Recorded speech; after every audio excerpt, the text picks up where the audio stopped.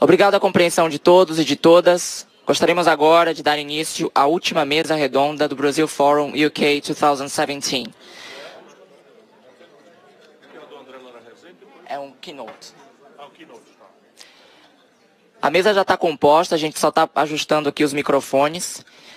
E gostaria de dizer que a mesa é composta pelo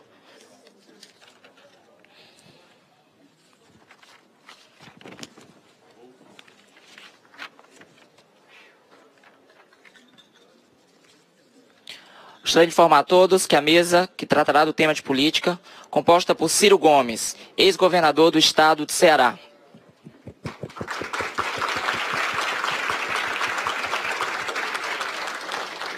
Na sequência, nós temos o professor Marcos Vinícius de Freitas, professor associado da Blavatnik School of Government. Eu peço desculpas porque eu promovi o professor Marcos a associado, quando, na verdade, ele se encontra na condição de professor visitante da Blavatnik School of Government. Na sequência, nós temos quem fará a moderação desse painel, Natália Passarinho, da equipe Brazil Forum UK 2017. E temos, ao lado de Natália, Jacques Wagner, ex-governador do estado da Bahia e ex-ministro da Casa Civil da República Federativa do Brasil. E por fim, nós temos o Dr. Timothy Power, diretor do Programa de Estudos Brasileiros na Universidade de Oxford. Sem mais delongas, eu passo a palavra para a Natália Passarinho. Boa tarde a todos, muito obrigada pela presença aqui no painel. Bom, nesses 2 dias de debate, tanto em Londres quanto aqui em Oxford, política esteve presente, foi levantada, o assunto veio à tona de uma forma ou de outra, nas palestras, nos painéis e até nas conversas paralelas do cafezinho do Brasil Forum UK. E não é sem razão que foi também o tema escolhido para, de certa forma, consolidar a série de debates. Todas as relevantes questões trazidas nesses 2 dias, como melhorar a qualidade da educação no Brasil, de que forma garantir equidade de gênero e respeito à diversidade sexual, como gerar crescimento econômico, mas com proteção social e proteção ambiental, enfim, todas essas questões dependem de política, de vontade política, de políticas públicas, mas principalmente de governabilidade, eficiência no uso de recursos públicos e transparência. Os diversos dados trazidos aqui pelos palestrantes e os questionamentos feitos por vocês na plateia, através das perguntas feitas ao vivo e também pela internet, demonstram que mudanças no nosso sistema político são necessárias. E aí algumas questões vêm à tona. Como evitar a paralisia e o alto custo das barganhas no nosso complexo sistema de presidencialismo de coalizão? Como financiar e baratear as campanhas políticas? E, principalmente, que autocrítica os partidos políticos são capazes de fazer pelos caminhos tomados até agora e que propostas têm a apresentar para aumentar a confiança da população nas instituições políticas? Bom, para tentar responder a essas e outras questões, é com muita satisfação que eu anuncio os palestrantes do painel de política. Pela ordem de fala, à minha direita, Ciro Gomes, foi governador do estado do Ceará, ministro da Fazenda no primeiro mandato do ex-presidente Fernando Henrique Cardoso. Perdão, de 1900... Não quer que lembre, não quer que lembre. Perdão. Nossa. Não é que eu não quero que lembre, não, é que eu não fui mesmo. Perdão, foi 1990, perdão. Eu fui ministro do Itamar Franco. Perdão. Gente, desculpa que falha, perdão aí. Não faz mal nenhum. Foi ministro da Integração Nacional no governo Lula. Pronto. É formado em Direito pela Universidade Federal do Ceará. Aqui em seguida, também à direita, o professor Marcos Vinícius de Freitas, professor visitante aqui da Blavatnik School of Government. É professor de Relações Internacionais da FAAP, em São Paulo. Já produziu diversos artigos, tanto sobre política internacional quanto sobre política brasileira. É formado em Direito pela Universidade de São Paulo, tem mestrado em Direito pela Cornell University e mestrado também pela Johns Hopkins University. Aqui à esquerda, Jacques Wagner, que é atualmente secretário de Desenvolvimento Econômico da Bahia, estado que governou por 2 mandatos, entre 2007 e 2014. Durante o governo Lula, foi ministro do Trabalho e depois de Relações Institucionais. No governo Dilma Rousseff, assumiu os Ministérios da Defesa e depois da Casa Civil. E aqui à esquerda, o professor Timothy J. Power, que é diretor do Programa de Estudos Brasileiros da Universidade de Oxford. Ele é formado em Ciência Política pela Universidade de Massachusetts, mestre em Estudos da América Latina pela Universidade da Flórida e doutor em Ciência Política pela Universidade de Notre Dame. Produziu vasta e rica literatura acadêmica sobre o Brasil, especialmente sobre presidencialismo de coalizão, democratização e instituições políticas. Muito obrigada a todos pela presença. Cada palestrante tem 15 minutos para falar e eu peço encarecidamente que esses minutos sejam respeitados, justamente para garantir a participação das pessoas aqui no palco. Passo a palavra, então, para o ex-governador. 5 minutos? Vai ter aviso, vai ter placa na frente. Tem, ótimo. Pronto. E eu posso interromper aqui elegantemente. Bom, Natália, boa tarde a você, eu cumprimento, para cumprimentar, muito agradecido e honrado pelo privilégio de ter sido convidado para estar aqui. Cumprimento a vocês pela extraordinária iniciativa, já destacada por muitos, mas é dramaticamente importante que a gente ponha em relevo para o nosso país a necessidade de nos encontrarmos como brasileiros, ainda que pensemos diferentemente uns dos outros. O Brasil hoje está rachado em ódios, em fragmentárias correntes de opinião, e sectarismos e moralismo de goela. Enfim, isso não é bom conselheiro para um país tão desesperadamente carente de uma reflexão estratégica sobre a complexidade da nossa vida e da nossa inserção internacional. Portanto, parabéns a vocês da London School, parabéns a vocês de Oxford, porque estão fazendo o que não está acontecendo no nosso país. Como diz o padre antes da oração, oremos, eu não quero dizer oremos, dizer pensemos. Eu quero dizer isso porque eu não vim hoje atrás, como os políticos costumam fazer, e é legítimo que o façam, por buscar simpatias. Eu estou pedindo que a gente pense um pouco, ponha de lado um pouco nossas convicções e intransigências, para a gente raciocinar um pouco, fora das simplificações exóticas que não guardam a menor coerência com a complexa, contraditória e ininteligível vida brasileira. Isso vale para qualquer ângulo. Por exemplo, eu não conheço um paper sequer, talvez Oxford possa ser a primeira a produzir, que reflita sobre as consequências na política monetária e fiscal britânica se houvesse, em apenas 8 anos, 2 desvalorizações da Libra de 45% e de 74% em apenas 6 anos. Em 60 dias aconteceram essas 2 desvalorizações. Não há um papel que eu conheça. Qual é o efeito? Porque na medida em que isso se transmite para preços relativos com certa instantaneidade, aprendi com o professor André Lara Rezende desde sempre, né? Você tem uma miragem de inflação e aí se atira com taxa de juros e o país hoje, simplesmente com a maior taxa de juros do mundo, vivendo a pior depressão da sua história econômica. 14 milhões e 300 mil desempregados, mais de 9 milhões de brasileiros empurrados por biscate, para a informalidade, para o trabalho reprimido no meio da rua, e a gente repetindo ideias que podem ter, eu digo sempre, Hayek é Hayek, Adam Smith é Adam Smith, Keynes é Keynes, e a gente precisa estudar, precisa ler, e vocês são o menos de 0,5% top do top do top, precisa estudar tudo isso, mas ao olharem para o Brasil, pensemos. O tema agora não é esse da grande estratégia nacional, é a questão da política. Eu quero fazer uma primeira provocação para pensarmos. O nosso país, por isso eu fui mal educado aqui no painel anterior, nosso país é um país autoritário, nós não temos a menor aptidão democrática. Temos muito ridícula tradição democrática, quase nenhuma tradição democrática. Tenhamos clareza disso, para não ficar nos auto-referindo, por vocação à geração de vocês, 25 anos, mais ou menos, do ponto de vista eleitoral, vive a democracia. Mas já a minha metade foi sem. Eu tenho 60 anos, vou entrar esse ano 60, metade foi sem democracia. E assim, a longa história brasileira, se nós só supusermos que o atual presidente da República não está aí eleito pelo povo, que é o que eu penso, para mim o Brasil está sob um golpe de Estado, porque há um afastamento de um presidente da República que não cometeu crime de responsabilidade. E no presidencialismo é a única circunstância na qual se pode interromper um mandato, salvo a renúncia e morte, né? Pois bem, então já não temos mais o primado do voto popular, que é o democratos, né? O governo do povo, já não temos mais.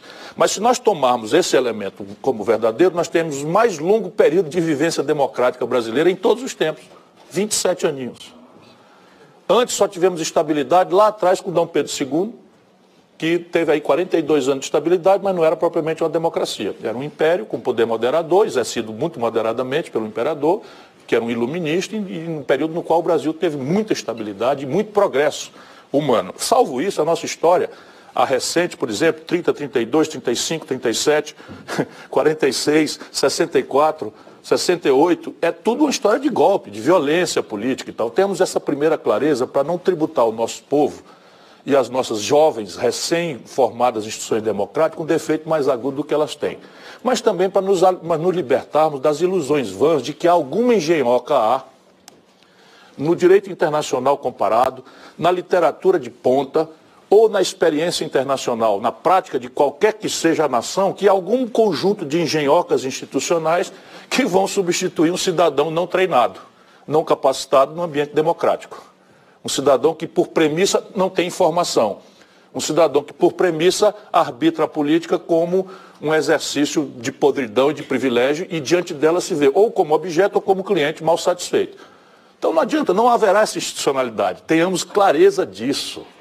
As instituições em vigor hoje no Brasil foram recém-constituídas. Nós estamos na Grã-Bretanha. Sabe quando é que nós estamos? As nossas instituições centrais, elas foram, aspas, democraticamente constituídas ontem, em 1988. Uma constituinte livre, soberana e democrática. E essas são elas, as instituições que estão 100% sob cheque, professor Timothy. 100% sob cheque. O Brasil não gosta do seu modelo político, não gosta do seu modelo fiscal, não gosta do seu modelo previdenciário, não gosta do seu... Tudo foi constituído ontem. O seu modelo tributário, nada no Brasil serve. Tudo está... Porque nós alimentamos uma ilusão de que sem treinar o exercício cidadão continuamente, nós vamos ter alguma engenhoca que um déspota esclarecido um dia vai fazer e ciclicamente a gente copia a engenhoca de uma modelagem exótica que não guarda coerência nenhuma com o Brasil. Essa é uma premissa de fundo do meu raciocínio. Eu estou vindo de lá para cá. Não é verdade, penso também comovidamente, que o nosso grande problema seja a qualidade intrínseca dos nossos congressos. Porque senão pareceria, nós teríamos que obrigatoriamente responder uma pergunta. Nos dois recentes ciclos de poder, por isso que eu estou pensando, pensemos fora das nossas simpatias e antipatias. Nos dois recentes ciclos de poder, do PSDB com o Fernando Henrique, esse um déspota esclarecido, lido, um cara que tinha uma liderança intelectual importante no país, que vem da universidade, que é um cara respeitado, enfim, respeitável, poliglota, etc, etc. Ou um líder popular extraordinariamente exuberante, como Lula, nesses dois ciclos, não houve uma proposta sequer de desenho institucional novo que a gente pudesse ter dito, olha, propuseram e não passou no Congresso. Portanto, a sede do constrangimento é o Congresso. Isso é mentira, não aconteceu. Enfim, não aconteceram essas propostas. Tenhamos clareza. O Fernando Henrique, na hora mágica que o presidencialismo, que é uma institucionalidade, incide em impasse, eu tentarei pesquisar consigo essa opinião, o presidencialismo no primeiro ano é mágico.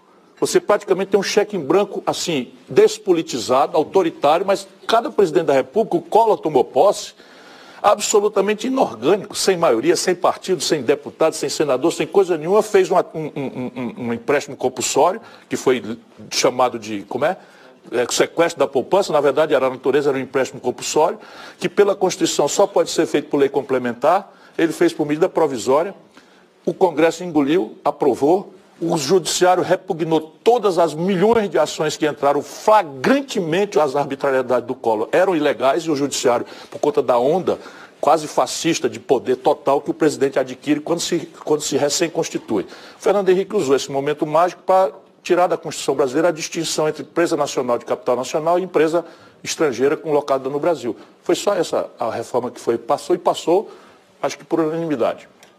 E o Lula, eu brinco sempre para provocar, a única reforma que fez, que valeu para o país todo, foi a tomada de Três Pinos, né? O resto eu não conheço nenhuma reforma institucional, com todo respeito ao meu querido amigo Jacques Wagner, nós estávamos juntos lá e tal. Mas assim, reforma mesmo, que valeu para todos e que o Temer não vai poder desfazer tão fácil, é a tomada de 3 pinos e mais nada, né? Isso então nos remete a uma reflexão. E a reflexão básica é a seguinte: nós copiamos, violentando a nossa própria tradição de estabilidade no parlamentarismo com Dom Pedro, nós copiamos a institucionalidade presidencialista americana. E temos replicado essa institucionalidade presidencialista americana, com 3 atipias pelo menos. Primeiro, os americanos evoluem de uma confederação. Nós somos um país que evolui de Estado unitário. Segundo, os americanos têm uma tradição, né, anglo-saxã de direito consuetudinário. Nós adotamos a tradição portuguesa de direito positivo. Tudo está escrito. Qualquer besteirinha hoje está na Constituição com status de 3/5 de imutabilidade, porque é um sistema de Constituição rígida. E terceiro, o sistema norte-americano dá ao presidente da República apenas e tão somente o poder para as relações externas, a guerra e a diplomacia. O resto, todo o viver cotidiano americano é local. No Brasil, nós temos uma lógica de impasse derivada de termos copiado, colado um sistema presidencialista com essas atipias, de maneira que nós temos o seguinte monstro, que é um órgão que detém o monopólio do desenho institucional do país e não tem nenhuma responsabilidade pela sanidade dos negócios de Estado, nem pela qualidade do viver interativo da sociedade com as políticas públicas. O parlamento brasileiro não tem nenhuma responsabilidade como o parlamento britânico. Cai o parlamentarismo, cai o gabinete. Se ele fizer uma bobagem de reduzir imposto e aumentar benefícios, e isso gerar uma iliquidez, uma insustentabilidade, isso imediatamente aparece e o gabinete cai. Além do primeiro-ministro estar se explicando diariamente para o conjunto da sociedade por intermédio dessa interação. No Brasil, eu fui deputado, professor, deputado federal. Eu me odeio. Fui o mais votado do país e nunca mais eu piso naquilo, né? Enquanto não mudar. Mas eu fui deputado federal e eu assisti o parlamento que eu integrava revogar a CPMF, que é um tributo terrível, não existe, não tem explicação, tecnicamente muito ruim, porém, revogou 70 bilhões de receita num dia e 8 dias úteis depois criou uma vinculação de mais 70 bilhões de reais, regulamentando a tal emenda 29 para a saúde. São 140 bilhões de reais, é muito dinheiro no orçamento de Sua Majestade, quanto mais daquele lindo e querido e amado país tropical ali debaixo do Equador. Pois é, 140 bilhões de movimento relativo, sem mexer um quadro sequer do desenho institucional, do pacto federativo, do desenho fiscal do país, nada. E ambos com o aplauso de uma sociedade que é basicamente atomizada, difusa, desorganizada, mal informada e guiada por minorias extremamente agressivas, ativas, informadas e que cercam o Congresso do dia seguinte da eleição para frente. Então, esta questão vai encontrar um executivo de quem se espera a responsabilidade pela sanidade dos negócios de Estado e da qualidade das interações da população, né, usuária dos serviços públicos, que tem queixa generalizada de todos, sem exceção de nenhum. Sabe quando é que isso vai dar certo? Nunca. Não vai dar certo nunca. Agora, nós temos isto estabelecido na nossa Constituição. E eu sou um democrata de raiz, lutei pelo parlamentarismo, perdi. Aliás, os 2 plebiscitos na história democrática brasileira, só 2 plebiscitos. A Inglaterra faz 10 por dia. Mas lá se inventou que plebiscito e referendo é chavismo. A elite é tão... palavra, não pode falar canalha, não pode falar calhorda, não pode falar egoísta. Enfim, a elite é tão egoísta que considera que consultar o povo para arbitrar as grandes questões é chavismo. Chavismo, então o Brasil fez 2, eu perdi os 2. Eu fui parlamentarista e perdi, e fui pelo desarmamento e perdi também, né? Porque a gente não treina. Resultado prático. Como é que a gente faz se a gente não vai mudar essa institucionalidade? Eu tenho dado tratos à bola porque eu tenho tido a audácia de me oferecer aos brasileiros como candidato a presidente da República. Já fui candidato 2 vezes e admito a ideia de ser novamente. Por enquanto não estou aqui como candidato porque eu quero falar livremente, sem fazer qualquer tipo de concessão às alianças eventuais que eu tenho que fazer para me eleger, etc. Todas serão transparentemente comunicadas. Por enquanto eu quero comunicar que eu estou falando por mim. Então, eu tenho tentado olhar na história brasileira como é que se saíram alguns presidentes que bypassaram esses impasses estratégicos, esse impasse estratégico.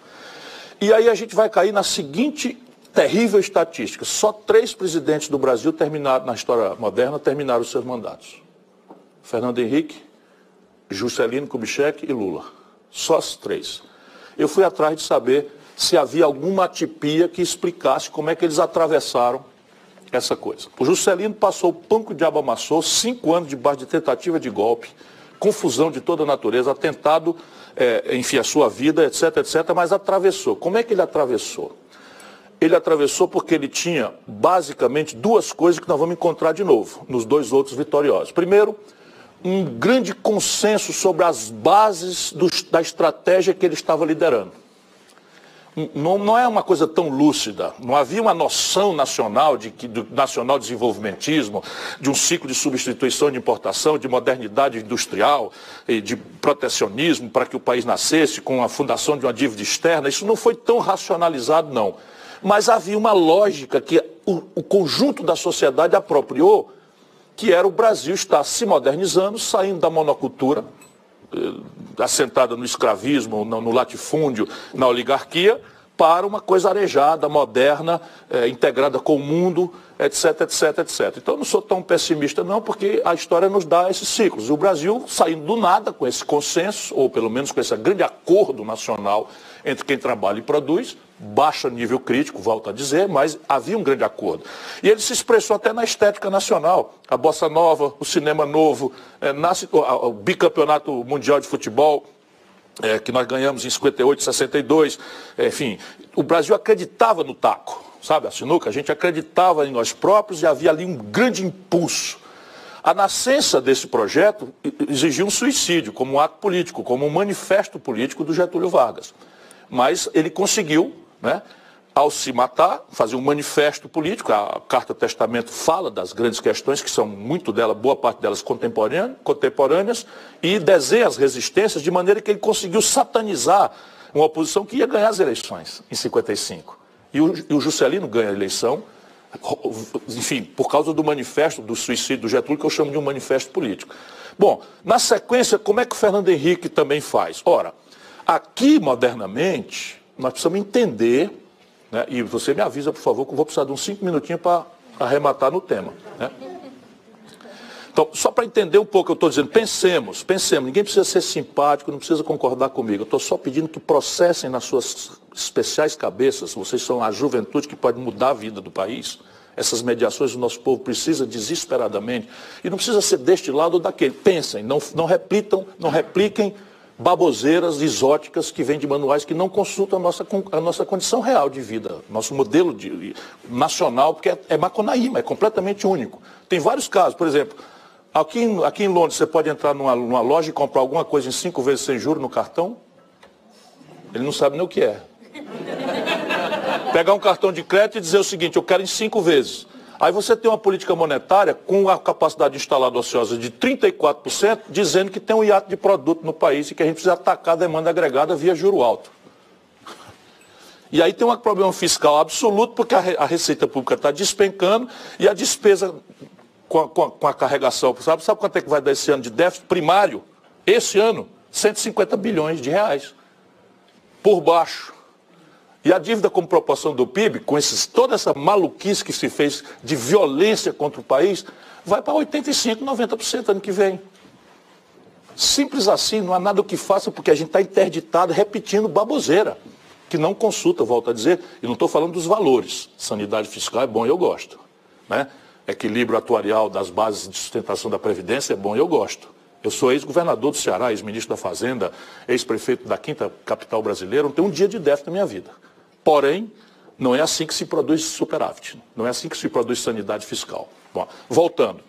Quando o Brasil, com Fernando Henrique, começando com Itamar Franco, por isso que eu fiz a questão aqui de registrar a minha biografia, cessa o imposto inflacionário, a gente transfere brutalmente renda na proporção do que era o imposto inflacionário para a população, que desconfiada de que aquilo é uma manobra para ganhar a eleição, o Lula dizia isso, né, que o real era um truque para ganhar a eleição, etc. O Brizola repetia isso, etc. Nós estávamos trabalhando juntos, eu tive o privilégio de trabalhar sob a liderança intelectual do André, que eu cito novamente, faz anos que eu não vejo, estou alegre de revê-lo aqui.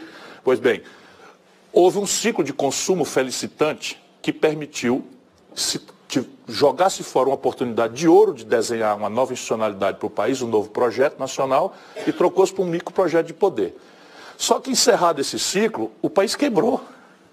Quebrou 3 vezes.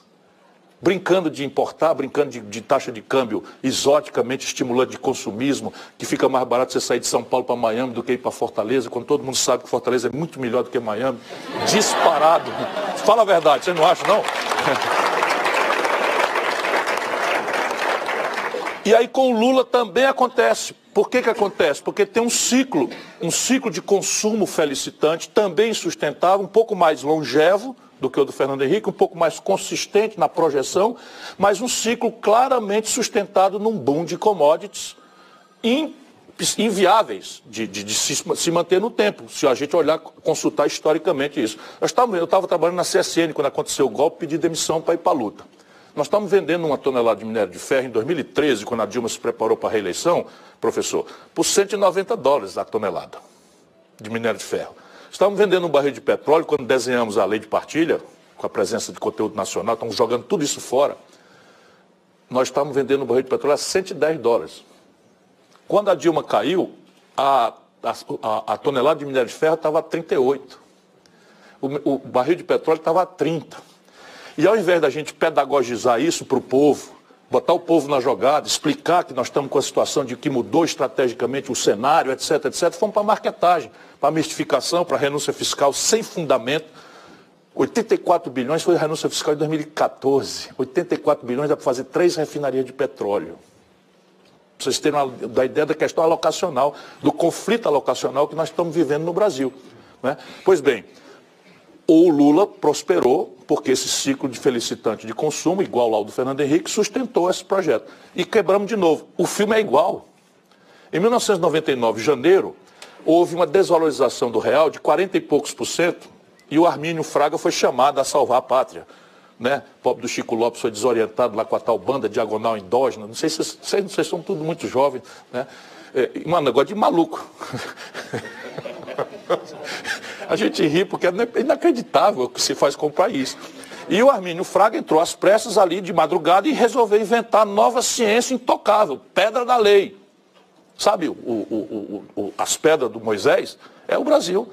Então é superávit primário, câmbio flutuante e meta de inflação. Com a economia super indexada, ainda uma memória de 40 anos de inflação, que ninguém entende. Eu quero ver um paper das universidades de ponta do planeta que digam como é que se explica que um país sozinho, um só país, tenha no mundo, sem rival, 35 anos de inflação média de 35% ao ano. O Hitler se estabeleceu na Alemanha por conta da hiperinflação que foi imposta pela estupidez do Tratado de Versalhes. A insustentabilidade do Tratado de Versalhes, imposto pelos vitoriosos à Alemanha, deu no que deu. Porque todos os episódios de inflação alta no mundo causam rupturas e desconstituição do status quo. Menos no Brasil.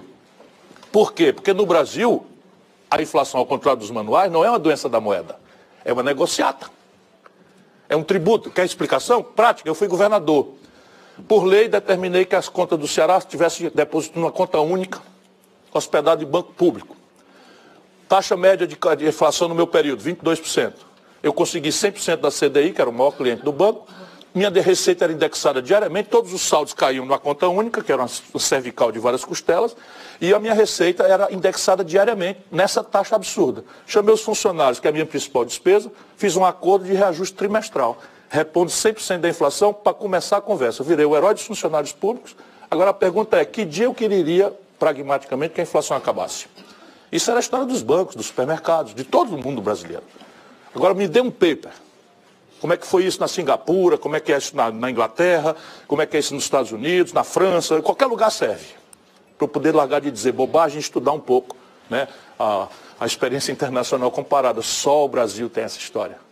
Pensemos. Né? Então, salvo esses hiatos em que você tem, por primeiro momento, a força do cheque em branco do presidencialismo em eleição simultânea.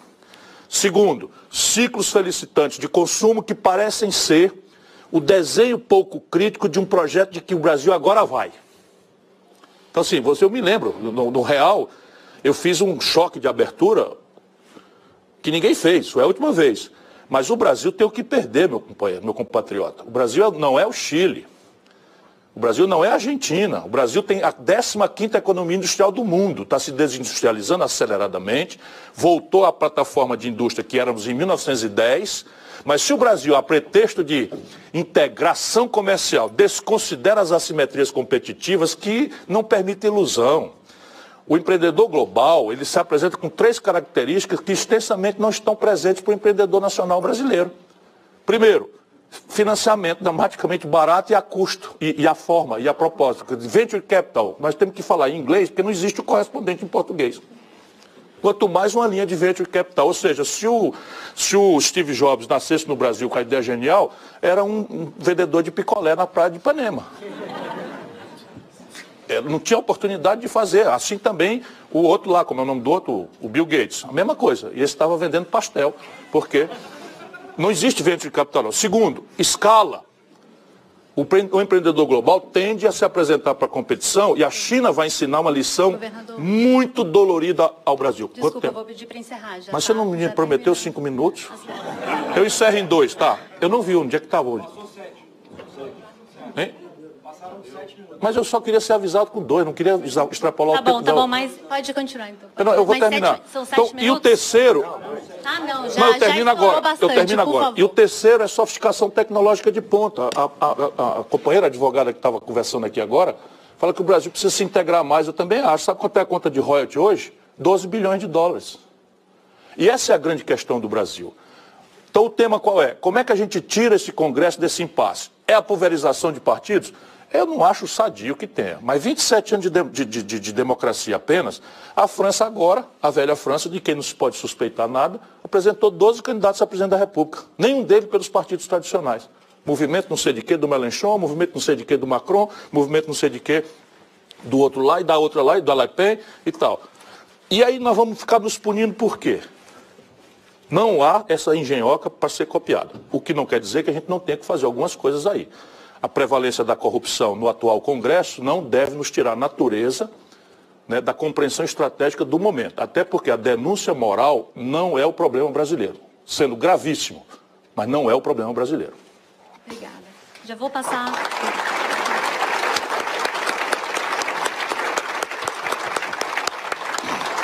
Obrigada pela participação. Já vou passar direto a palavra ao professor Marcos Vinícius de Freitas, já que a gente está com tempo curto. Professor, por favor. Tá bom. Eu só pedi para falar de pé que eu estou com um pouco de dor nas costas. Tem problema? Bem, tá ótimo. Então, em primeiro lugar, eu queria agradecer todo mundo. Eu venho em substituição, aparentemente, do deputado Rodrigo Maia. E aí eu fiquei pensando se é porque eu sou gordinho ou se o juiz Moro andou atuando novamente.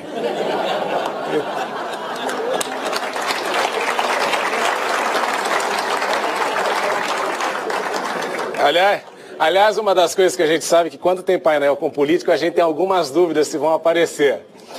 Mas a gente está aqui em Oxford e eu queria aproveitar esse momento, só rapidinho, já que a Natália me cortou metade do tempo, para dizer 2 coisas, né? Para a gente pensar, né? O objetivo do painel é pensar o futuro.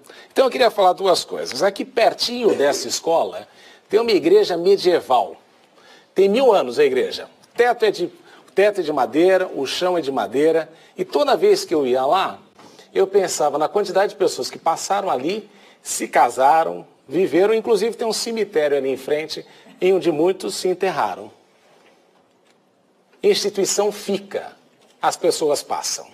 Então a gente falar que o Brasil tem pouca história institucional, não significa que nós devemos desrespeitar aquelas que existem, ainda que funcionem mal. Isso é uma questão de aprendizado democrático que o país precisa ter. Segunda coisa, nós estamos num prédio totalmente de vidro. Porque a ideia que se tem é transmitir que no governo e numa escola de governo, o que se tem que ter sempre é transparência. E não arranjos institucionais, mesmo aqueles que acontecem politicamente. E eu queria pegar esse binômio, transparência e construção institucional, e dividir esta apresentação. O que a Lava Jato revelou para a gente? Começando pelo eixo transparência. Primeiro, todo mundo no Brasil, desde que eu sou pequeno, sabe que existe corrupção com as incorporadoras. Em todos os estados, em todos os municípios. Isso foi historicamente acobertado pela mídia, pelos políticos e pelo funcionalismo público. O que a Lava Jato fez foi justamente trazer a público aquilo que todos nós sabíamos. Em 1979, na cidade de Cubatão, saiu uma reportagem chamada O Mar de Lama de Cubatão. Por quê? Porque as empresas que estavam lá estavam envolvidas em corrupção. Então as empreiteiras, o histórico delas é uma coisa antiga. E o que eu gosto e o que eu achei interessante na Lava Jato é que esse câncer foi revelado para a opinião pública, que não sabia disso, ou sabia ou ignorava. E o volume, no entanto, muito maior do que aquilo que a gente imaginava. E só abriram a caixa preta da Petrobras. Não vamos esquecer que tem BNDES, uma série de coisas que existem dúvidas e param dúvidas aí. Por quê? A Lava Jato, né, que é o tema do painel, ela revelou que havia no Brasil um projeto de poder. E, infelizmente, este projeto de poder nunca foi um projeto de Estado brasileiro. Porque o projeto de Estado brasileiro é aquele que nós pensamos como aquela igreja que tem 1000 anos. Como é que vai estar o Brasil daqui a 50 anos? Eu não sei, mas desde que eu esteja no poder, o projeto está bem. E esse foi um dos grandes equívocos. A Lava Jato também, e eu não estou defendendo aqui, porque eu também acho que não significa que isso vai resolver todos os problemas do Brasil, mas ela rompeu com uma espiral do silêncio e de um pacto de vantagens individuais que existia no país. Em que se eu estou bem e a minha família está ótima, tudo tranquilo. Segundo aspecto do tema, são 4 coisas que o impeachment revelou. Primeiro, se você não conhece o Brasil, entenda que o Brasil tem um DNA parlamentarista histórico, que vem do Império. E a República nossa, presidencialista, não funciona. E eu lamento dizer, governador, que a República parlamentarista também no Brasil não funcionaria. Porque o modelo semipresidencialista que a gente quer adotar como francês, vai ver o modelo da coabitação, que é o que a gente chama de presidencialismo de coalizão. O que é o presidencialismo de coalizão, se não parlamentarismo, como a gente tem, um modelo de coabitação? Ou, no caso nosso, um presidencialismo de cooptação, que é o que nós observamos em toda a situação. Segunda coisa, o brasileiro não aguenta a crise econômica. Outro dia eu estava lendo, a cada 3 crises econômicas, o Brasil troca de governo. Cada 3 crises econômicas que a gente tem, não crises econômicas, mas crescimento negativo, o Brasil troca de governo. Isso é uma coisa típica nossa. Outro câncer que a gente tem revelado com a Lava Jato, e não com a Lava Jato, mas com o impeachment, é que a possibilidade da eleição após a reeleição gera mortos-vivos. Quando a gente copiou o sistema americano da reeleição, nos Estados Unidos o presidente foi eleito 2 vezes e se aposenta, vai escrever livro, vai para a praia, vai para Havaí. Ele não fica ameaçando de 4 em 4 anos que ele vai querer voltar para o governo. Ou, isso se aplica nos 2 lados, hein? Nos 2 lados, a gente quer ressuscitar, deixa, foi 4 anos presidente, vai para casa, vai cuidar dos netos, vai fazer outra coisa. Mas, por favor, saia do cenário político. Porque o que é importante neste processo é a geração de novas ideias e de novas lideranças. E o Brasil tem um problema gravíssimo na geração de novas lideranças. Outra coisa que o impeachment revelou é que o Brasil não é um centro acadêmico e a presidência da República não é uma central sindical. Quando a gente viu aquelas manifestações no Palácio do Planalto, a gente ficou imaginando se aquilo aconteceria da mesma forma em Number 10 ou na Casa Branca. Aquele tipo de expressão. O segundo binômio é o da instituição forte. E uma das coisas que a gente aprende é que a gente tem que ter respeito à farda. Eu posso não gostar do soldado, mas eu respeito a farda. Porque aquilo representa alguma coisa. E é isso que a gente tem que levar. O brasileiro não sabe debater. Ele desqualifica o indivíduo ao invés de desqualificar a ideia. E desqualificar o indivíduo é a coisa mais fácil de dizer, ó, você é gordo. Eu falei, eu sei que eu sou gordo, não é? A pessoa precisa dizer muito. Mas a minha ideia é uma ideia imbecil. Aí pode falar, sua ideia é imbecil por causa disso, disso e disso. Isso faz parte de debater, é isso que a gente faz aqui, né, na Universidade de Oxford. Ela é famosa justamente por debater. E o que você faz no debate? Você desqualifica o argumento. E isso é uma coisa importante para a gente saber. Segundo, o Brasil passa por uma revolução silenciosa com a ascensão do protestantismo. 2050 está projetado, o Brasil é mais protestante que católico. E isso muda a ética, e os partidos de esquerda têm que entender que quando você vira protestante, evangélico, você quer mais economia de mercado, menos dependência do Estado, respeito aos impostos. É aquela questão que vai mudando um pouco da ética do país, e isso é uma revolução silenciosa que muitos autores têm dito que tem acontecido no Brasil. Para concluir, só mais 3 coisas. Primeiro, fim da corrupção. Outra lição importante. E qual o modelo que a gente tem que seguir? Nós temos juízes aqui, eu sugiro o seguinte, vamos olhar o modelo de Singapura. Em Singapura, você paga bem o seu funcionário, mas se ele é pego com corrupção, ele vai preso ou vai ter alguma sentença e a família também paga pela vergonha pública. Porque não é só o corrupto que se beneficiou daquilo, a família também se beneficiou. E essa vergonha moral faz parte, e é por isso que Singapura ostenta um dos menores índices mundiais de corrupção, que é conhecido. Terceira coisa, última, aliás, o sistema representativo brasileiro precisa passar por uma revolução. Isso a gente já falou. Accountability, que é um termo que a gente nunca conseguiu desenvolver em português, né? A responsabilidade. Isso se dá como? Voto distrital puro. Nada de lista. Lista é um negócio assim para você esconder as pessoas e querer um partido do sistema partidário que você não tem, de fato, e que vai demorar muito para construir. Mas, no voto distrital puro, eu estou ali cobrando. E não adianta achar que você ser eleito a cada 4 anos ou não é o seu vestibular, porque a demanda tem que ser mais constante. Segunda coisa, que nós temos absurdo, coisa do Brasil, a figura do suplente e do suplente senador. Você elege um senador e você não sabe como é que você, aqui quando começa os 8 anos, quem vai terminar como senador. Você nunca viu a cara do cidadão. Aí você está assistindo a televisão, você fala, nossa, mas esse cidadão foi eleito senador da República? Há um problema de legitimidade aí que nós precisamos observar. E o Brasil precisa adotar aí também, acabar com essa excrescência que a gente tem, que é a presidência em exercício. Para meros acordos políticos em determinadas situações, isso também precisava ir embora. Por fim, né, quando a gente olha para o futuro, né, e o tema do painel é o princípio, como é que a gente vai pensar o futuro? O primeiro princípio básico que a gente tem que ter é o da subsidiariedade. A responsabilidade primordial começa com a família, depois vai para a cidade, para o município, para o estado e a federação. Mas a federação só lá em cima. E pouca coisa acontece. Não adianta eu querer achar que o governo central vai resolver todos os problemas, porque todo brasileiro sabe que o nosso modelo federativo só tem causado uma coisa para o brasileiro. 5 meses de trabalho para o governo e para o Estado brasileiro. Concluindo, né? Concluir é bom, me sinto num ambiente muito agradável, né? Então, olha só. E eu queria dizer o seguinte.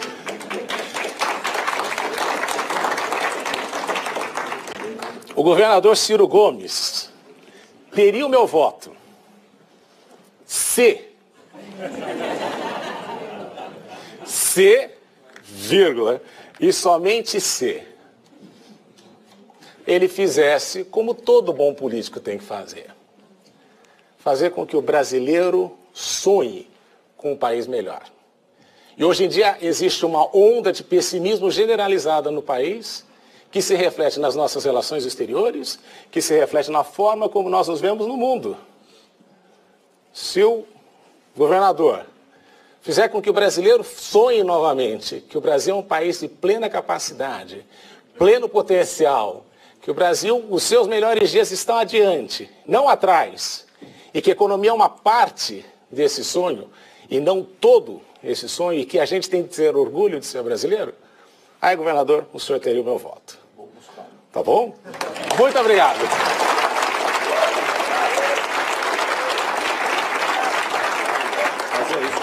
Obrigado.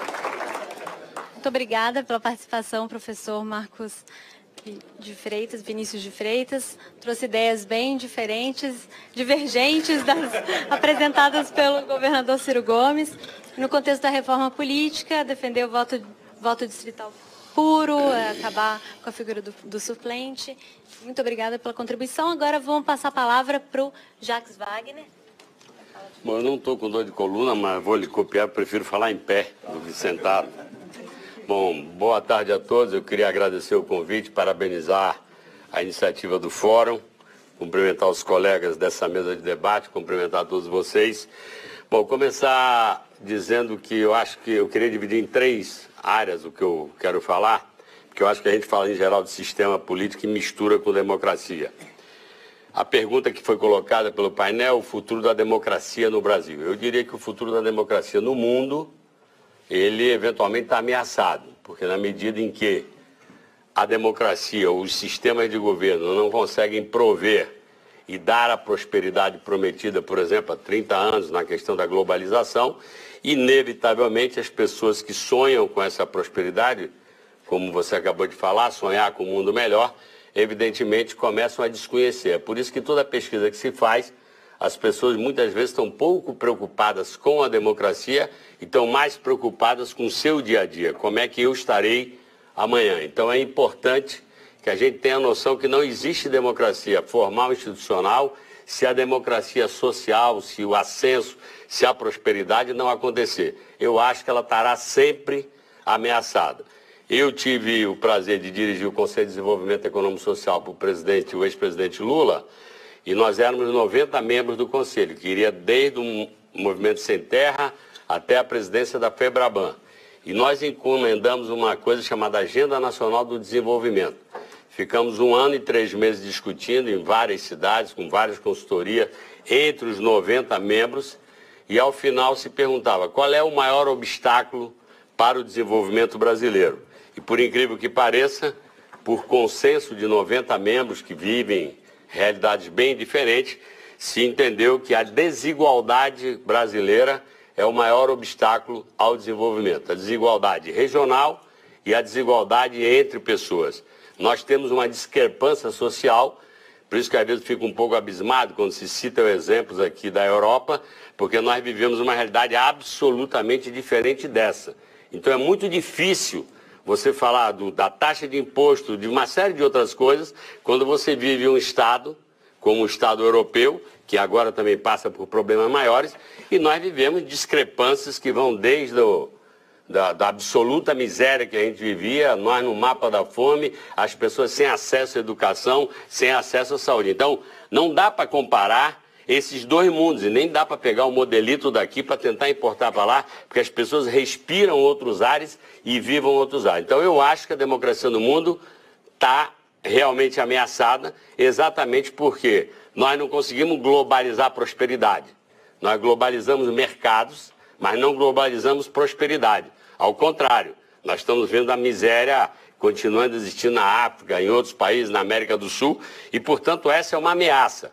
Que ameaça a democracia ou pela via da violência e da insegurança que a gente vive em todas as grandes cidades, então não é um movimento político, mas é uma reação ao câncer que se falou, que acaba arrebentando de forma diferenciada. As organizações criminosas, eu falo como ex-governador, que tive uma política de segurança que continua, chamado Pacto pela Vida, que trouxemos lá de Pernambuco, que o Eduardo fazia com consultores, e era triste para mim vivenciar e dialogar com mães de família que dizia, pois é, governador, eu sei, mas qualquer oferta de emprego que se dará para meu filho, ele vai me trazer para casa um salário mínimo. E aqui quem provê a minha casa é ele, sendo carregador de maconha ou de cocaína, ganhando R$ 2.500, R$ 3.000 por mês.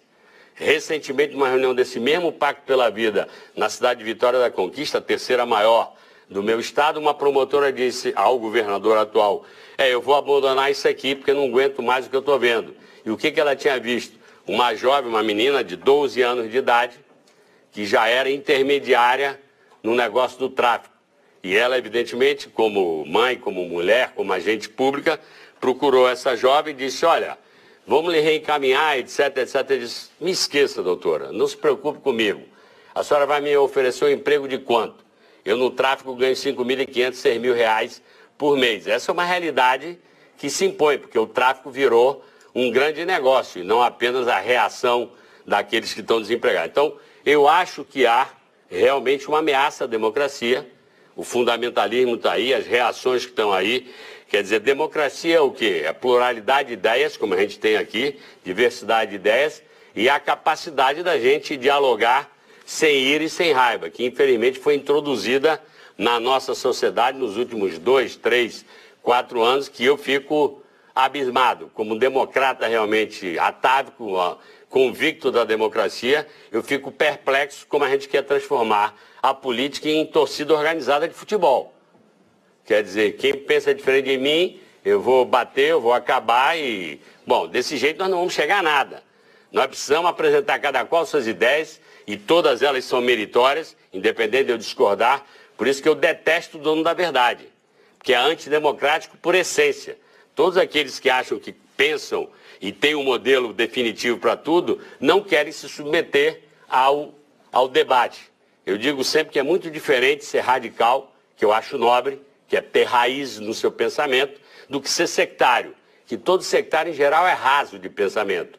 Ele, na verdade, não sustenta um debate. Ele pega um clichê e fica atrás desse clichê. Então, essa é uma realidade que eu acho que é extremamente dura para nós. E por isso, evidentemente, como parte do governo Lula que fui, como parte desse projeto, eu entendo que tirar o Brasil do mapa da fome, inserir milhões de pessoas na chamada classe média, uma classe média que não é bem o conceito que a gente tinha, fazer um ciência sem fronteira e aumentar a autoestima, como foi dito hoje pela manhã pelo jornalista Ciro Bocanera, aumentar a autoestima e a presença do Brasil no cenário internacional, eu não tenho dúvida nenhuma que isso faz bem para o país. Melhorar a nossa autoestima, ver um Thiago aqui, que sai do Rio de Janeiro e consegue brilhar e ser o bailarino número 1 dentro da Inglaterra, para mim mostra a nossa capacidade. Em todas as áreas a gente tem gente brilhando no mundo inteiro. Então, eu acho que há uma ameaça se a gente não conseguir consertar a discrepância social. Alguém hoje falou que a globalização melhorou a distribuição de renda no Brasil. O que melhorou a distribuição de renda no Brasil foram programas sociais ousados que realmente apostaram que a gente só cresce se distribuir renda, construindo uma economia de mercado, como nós temos na Europa, como nós temos nos Estados Unidos, e não aquela velha tese que precisa crescer para depois dividir o bolo. Bom, eu não sei fazer isso de outra forma que não seja política.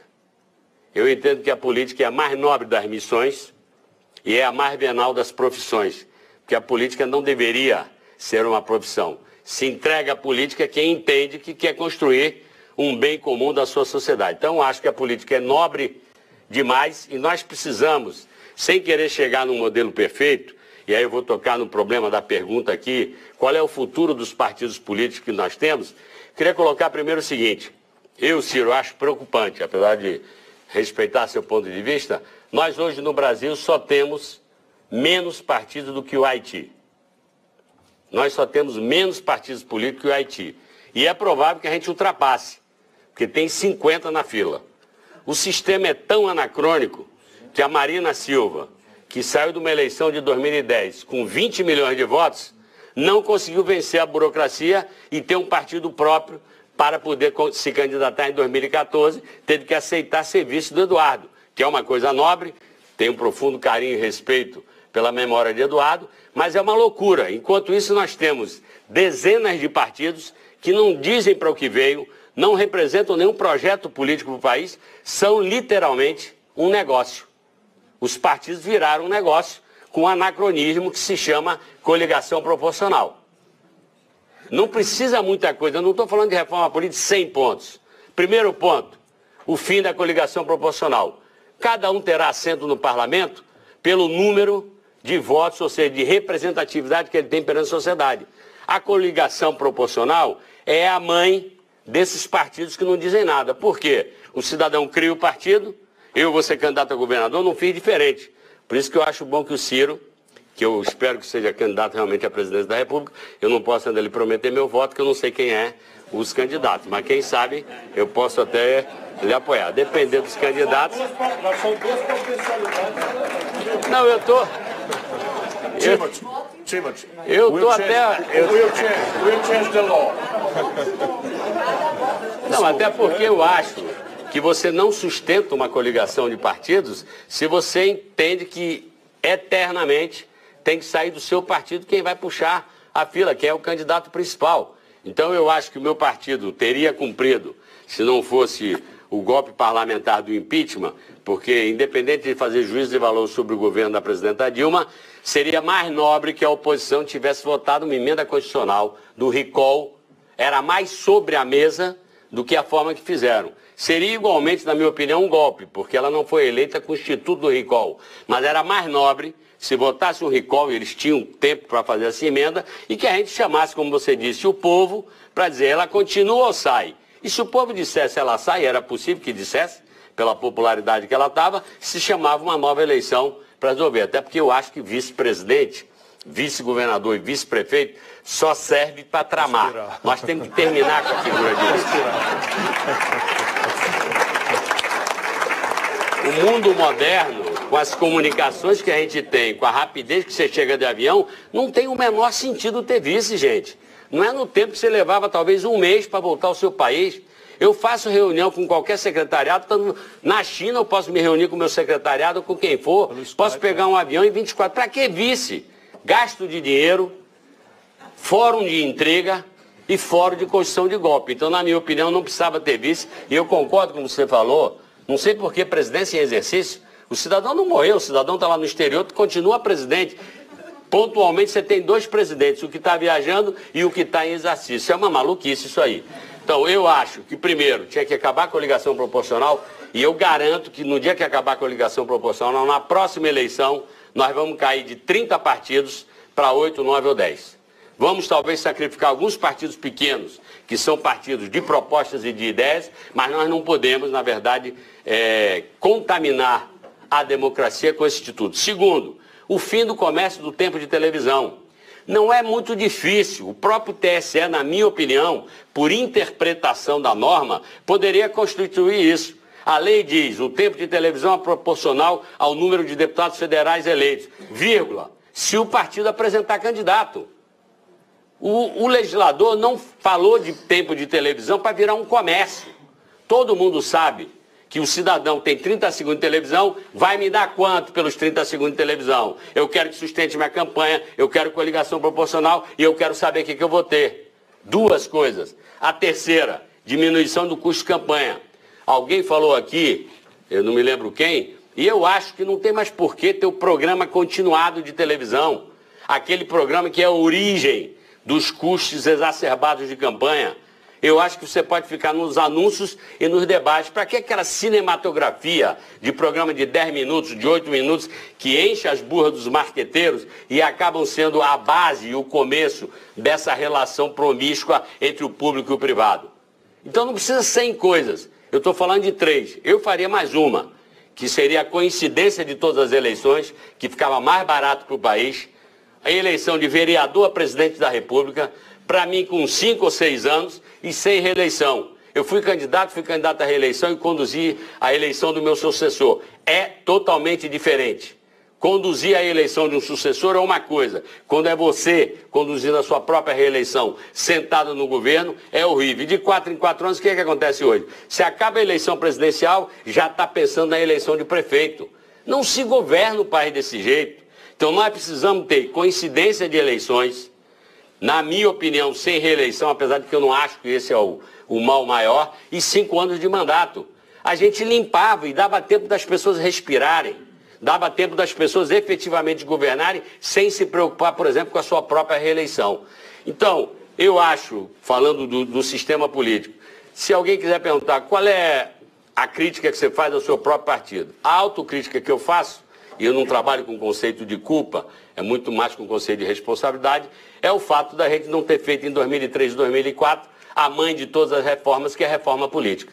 Se o sistema é político, a mãe de todas as reformas é a reforma política. E eu acho que foi um equívoco nosso, do meu partido, do Lula, dos que comandavam o governo naquela época, de não ter patrocinado uma reforma política nesse primeiro ano que o Ciro disse aqui, que é as núpcias do eleito com o eleitorado. Então, Eu acho que era fundamental ter feito isso para melhorar a qualidade da política. Eu não sei se nós vamos chegar no sistema perfeito.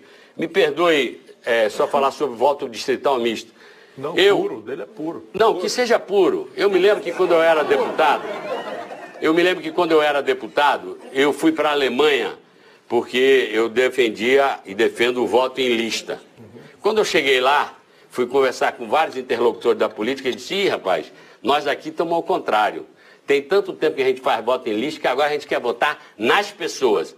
Ou seja, na minha opinião, não existe modelo definitivo para a democracia.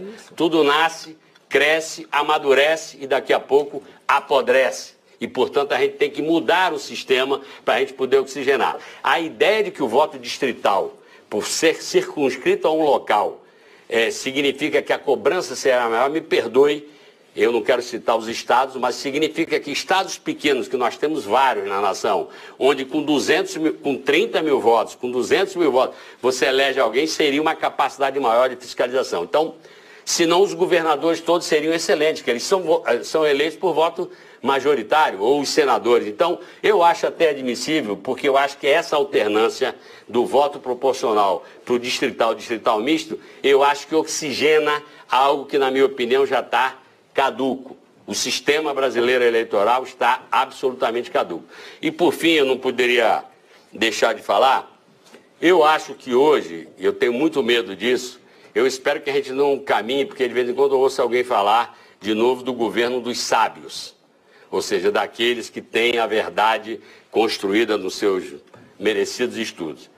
Pelo amor de Deus, eu continuo dizendo que democracia é voto na urna. Com erros ou com acertos, de 4 em 4, de 5 em 5, a população corrige. E pelo amor de Deus, vamos afastar a ideia que começa a surgir até na boca de filósofos, de que as pessoas não sabem votar. As pessoas sabem votar.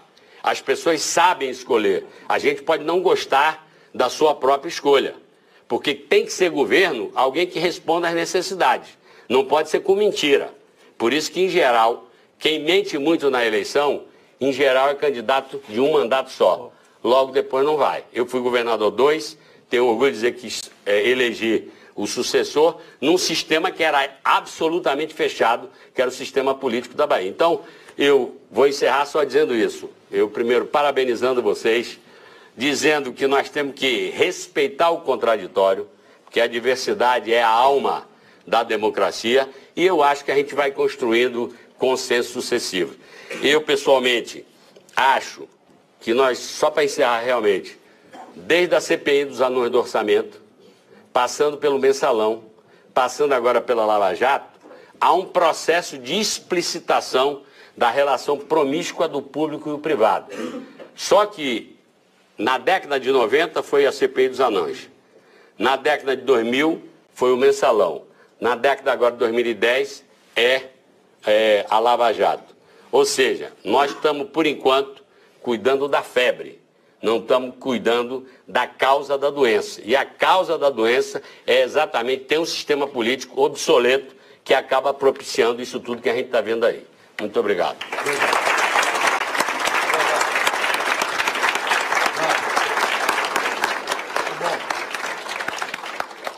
Muito obrigada ao ex-governador Jacques Wagner, que trouxe novas ideias, novas contribuições para a discussão da reforma política. Agora eu passo a palavra ao professor Timothy J. Power. Perfeito.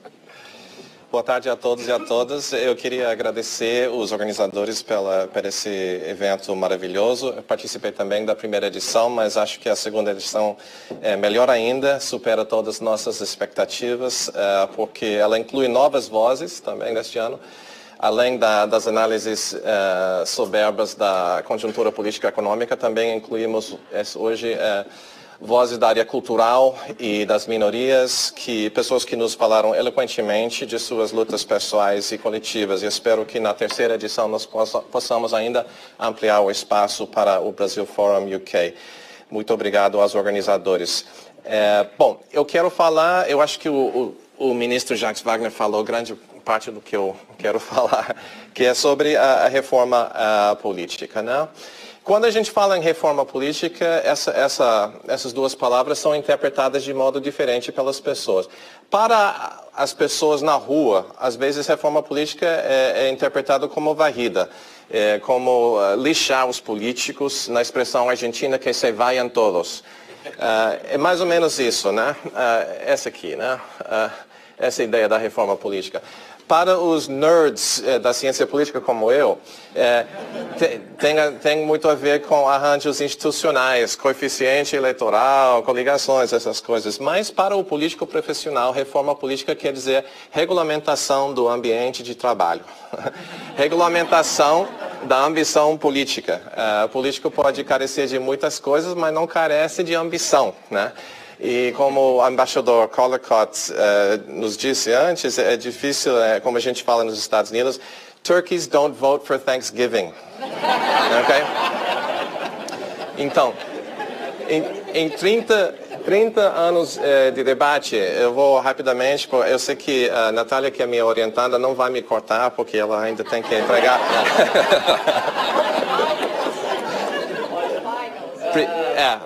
Primeira pergunta no exame. Quem foi o último ministro da Fazenda do Itamar?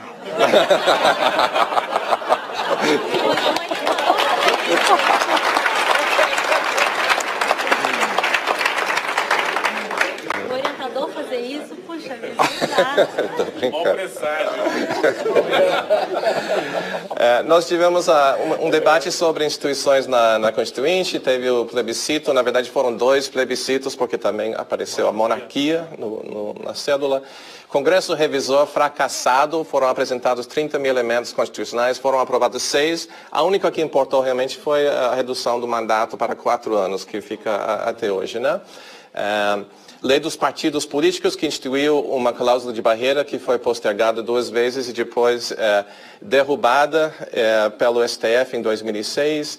Teve o experimento com a verticalização imposta pelo TSE, que é uma interpretação. Teve a interpretação sobre fidelidade partidária há 10 anos atrás. Uma reforma política que chegou ao plenário em 2007 e morre na praia, principalmente pelo sequenciamento da votação. Em 2013, a presidenta Dilma ressuscita a proposta, entre mais 5 propostas, depois dos protestos em junho. E em 2015, uma nova tentativa com Cunha na presidência da Câmara. E em 2017, mais uma tentativa de ressuscitar o debate. Então, os esforços deste ano são afetados por 4 fatores, na minha opinião. Primeiro, como disse Heráclito, você não pisa no mesmo rio 2 vezes, né? Então, todos os fracassos anteriores pesam sobre o debate atual, né? Segundo, fatores conjunturais como a crise econômica, corrupção, impacto midiático, etc., também pesam muito em 2017. Também o capital investido pelo governo e pela coalizão dominante também importa muito, mas a prioridade é outra, como sempre.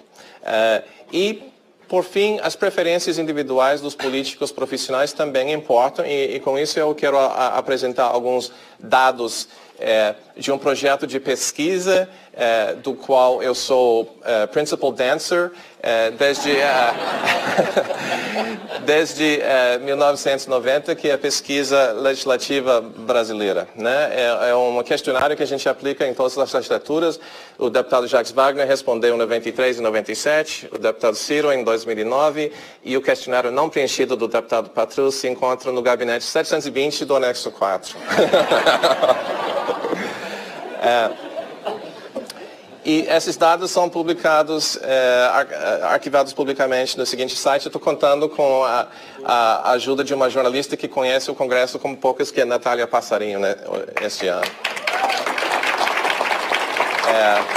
Bom, essa é a pesquisa. Vou apresentar rapidamente alguns slides sobre a evolução das preferências desde 1990, né? Ainda é uma classe política parlamentarista. Então, eu coloquei entre aspas porque a proposta nunca foi parlamentarista, foi semipresidencialista. A preferência pelo sistema eleitoral é um aumento recente na preferência da proporcional nas últimas legislaturas, mas muito dividido sobre esse tema, né? Se a lista deve ser aberta ou fechada, infelizmente, ao meu ver, uma volta à preferência sobre a lista aberta nas últimas 3 legislaturas. O senhor acha correto o partido fechar a questão e usar o recurso da fidelidade partidária? Só metade dos políticos acreditam na fidelidade, na disciplina partidária no plenário. Sim, essa é a resposta sim, exatamente, desculpa. O senhor acredita que na atividade parlamentar, em geral, um parlamentar deve votar como o partido indica ou de acordo com o que ele acredita, né?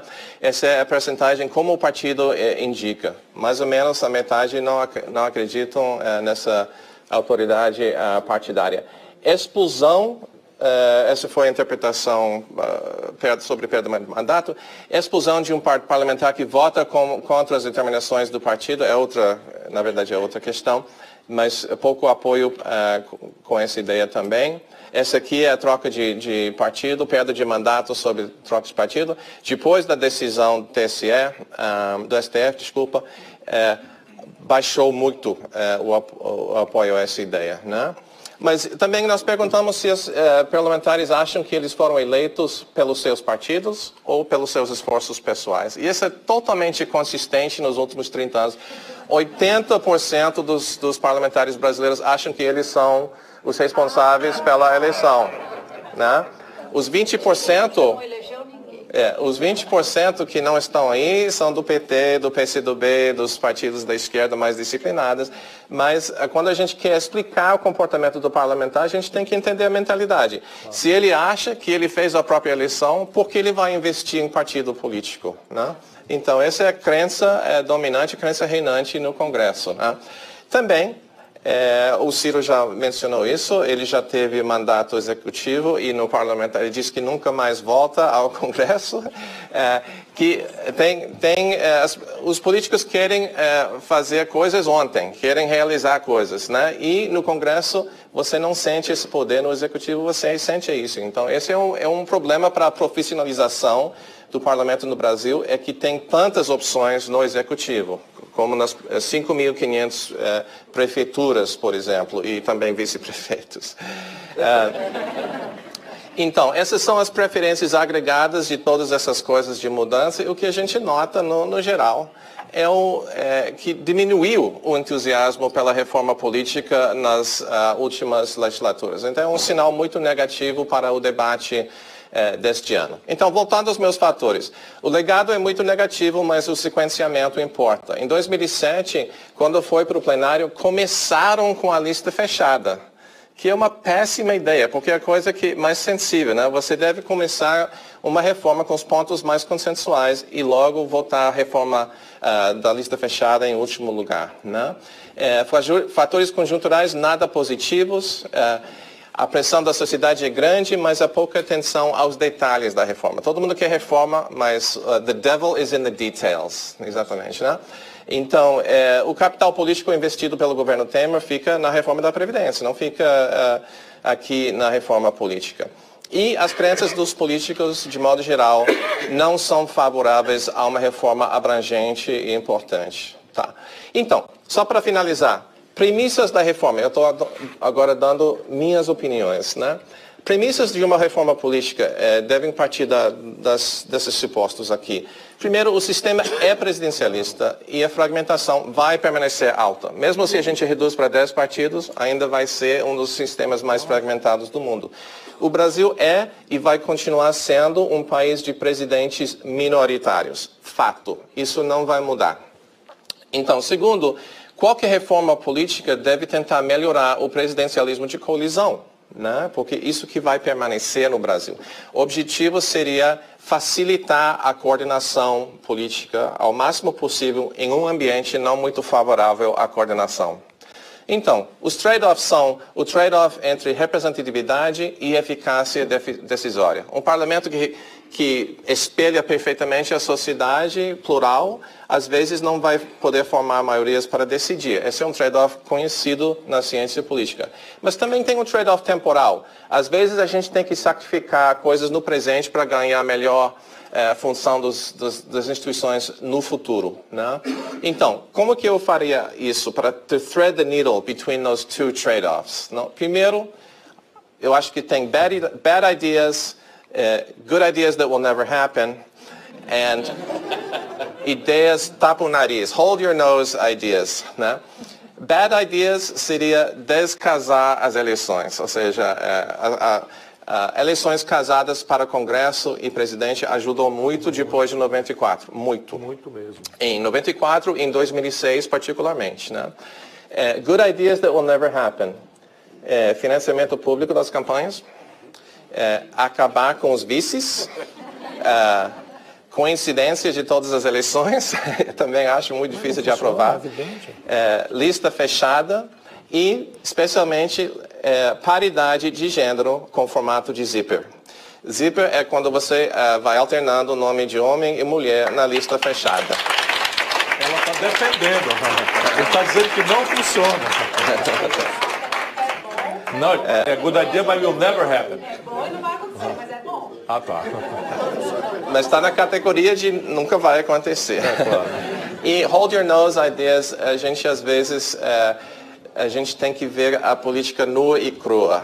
Como o Bismarck disse, é como você vê uma salsicha sendo feita, né? Você não quer fazer negócios de reforma política sabendo desses resultados, mas a gente tem que superar o temor dos incumbents hoje para garantir suas carreiras políticas por um determinado tempo, se a gente quer que eles apostem numa reforma política abrangente. Então, talvez um one-off agreement de candidatura nata por um ciclo ou 2 ciclos, ou talvez garantia na lista fechada por um ciclo dos incumbents, garante uma lista fechada que funcione no futuro. E com isso eu termino meus palpites brasileiristas. Obrigado.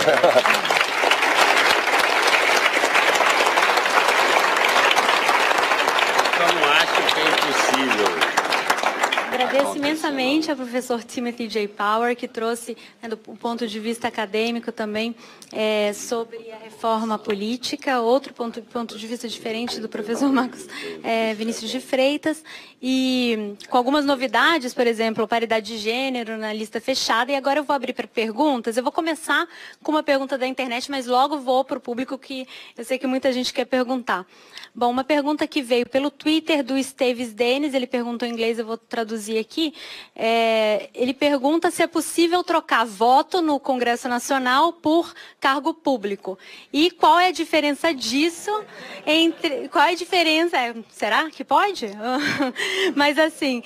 E ele faz... Não, né? Mas assim... Todos. Mas assim... E também ele faz uma comparação. Qual é a diferença entre isso e trocar... um voto por dinheiro?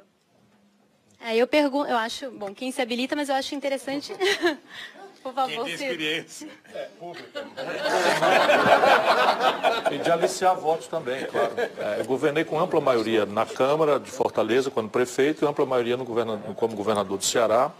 Fui deputado federal, o mais votado do país, e vi lá por dentro.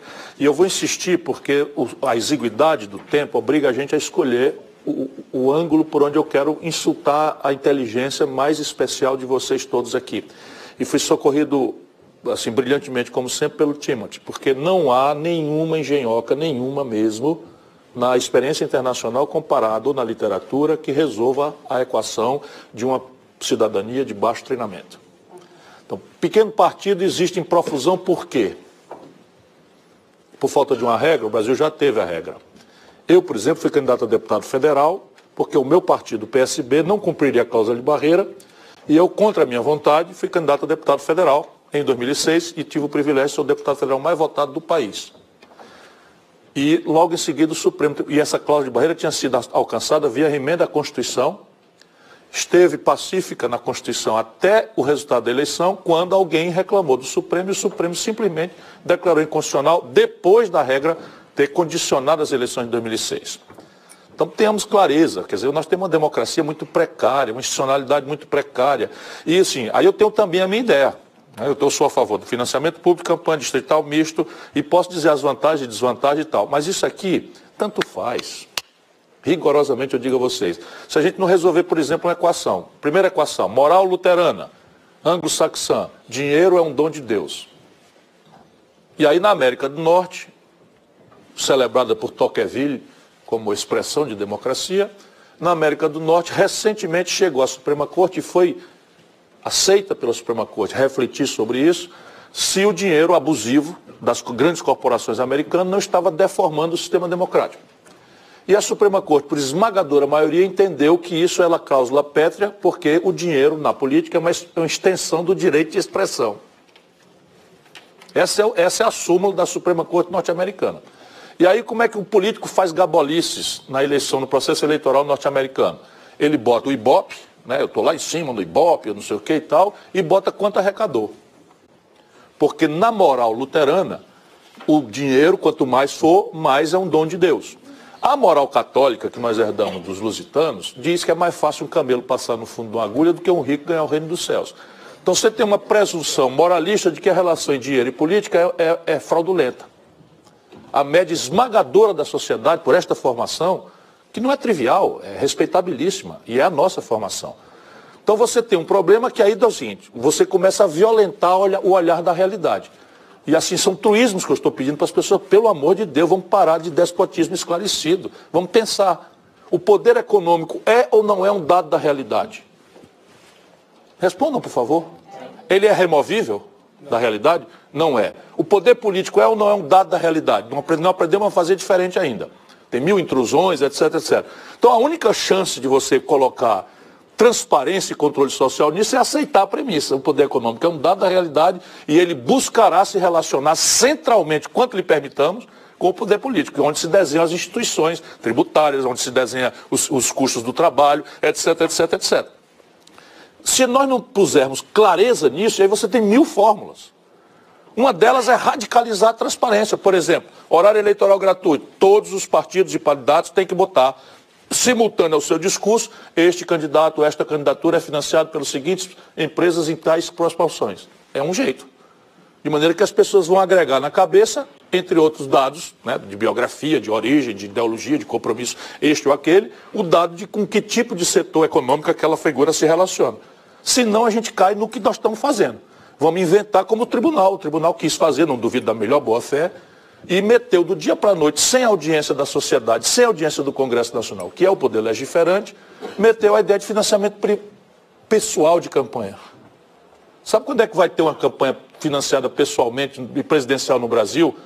Vai ser o maior caixa 2 da história da humanidade. E a gente fica nessas panaceias, nessas mistificações, nessas grosserias. Então, não me confunda. Eu, por exemplo, advogo na minha proposta, que eu também tenho a minha, para chamar de minha, o financiamento público de campanhas.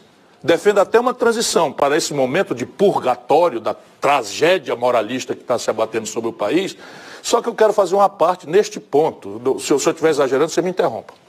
Já interrompeu? Já interrompeu. Não, é assim, eu era governador do Ceará quando aconteceu um enorme escândalo. Esse escândalo tinha a seguinte característica. A Polícia Federal, por ordem judicial, invadiu a casa de um diretor de uma antiga empresa que existia chamada Odebrecht. Essa antiga empresa, esse diretor tinha um disquete. De lá para cá só mudou a mídia, agora é pendrive. Né? E estava lá, fina flor, o Brasil político inteiro, eu governador em 1992 ou 3. O Brasil inteiro político amanheceu da ponta dos pés, apavorado de quem estava e quem não estava na lista do Odebrecht. Olha o filme. Sabe o que aconteceu? Nada. Sabe o que aconteceu? Nada. Parem de ter ilusões. Vamos nos livrar das ilusões. O buraco é muito mais embaixo. Muito mais embaixo. Agora, por exemplo, o Brasil vai produzir passivo externo líquido em serviços. O senhor Pedro Parente, na Petrobras, a pretexto de que toda a corporação pesada brasileira está no escândalo, resolveu excluir as empresas nacionais brasileiras e resolveu fazer carta convite na Petrobras para 17 corporações estrangeiras. As 17, eu sou danado de chato, estou enrolado em algum tipo de escândalo, porque isso é o capitalismo. O capitalismo é assim. O que nós temos, o que aconteceu em 2008 nos Estados Unidos? A fraude campeando, a esculhambação generalizada, a roubalheira, tudo de fraude, etc, etc. Puniram as pessoas e salvaram a cara das empresas. A Volkswagen aqui na Alemanha entrou num escândalo extraordinariamente grave, falseando indicadores de poluição globalmente. O senhor quer estatização das empresas? Não quero estatização, eu quero controle social. E o fim da ilusão moralista católica. O fim da ilusão. A humanidade precisa de controle. Não adianta alguém imaginar que o anjo vingador vai descer do céu, estalar o chicote e resolver o problema nacional brasileiro. Não vai. Como? Vamos pegar... A sociedade, aí tem 1000 caminhos de controle. Não, eu tenho institucionalidades propostas. Não, o Estado. É o Estado. Como é? Estado não. Timothy, aprenda para você nunca mais falar bobagem. O Estado não funciona. Isso é só o argumento que eu estou tentando desmoralizar. Essa nação aqui... Pode, deve. Só um comentário. O Estado brasileiro, como desenhado, não funciona. Ah, desculpa, funciona sim. E o Estado brasileiro, como desenhado, não funciona quando a gente compara em algumas coisas que alguns outros estados, na mesma categoria, conseguem entregar. Um minuto só, olha. O Estado brasileiro tem problema. Professor, desculpa, essa assertiva não se sustenta ante a nossa própria realidade. O Brasil era nada em 1930, nada. Era um país assentado na monocultura, de monocultura da cana-de-açúcar e do café. Quando nós idealizamos o Nacional Desenvolvimentismo e germinamos em 3 décadas e meia, nem a China repetiu esse exemplo, a 15ª economia industrial do planeta. Imagina isso sem o Estado. Olha o caso da Coreia. É assim, olha a Coreia. Veja se a Coreia existe sem o Estado coreano. Mas olha a Coreia. E veja se o Estado Nacional coreano tem ou não tem um papel central. Ou você acha que a Coreia... Alguém aqui está pensando que o Henry Ford é coreano? Não.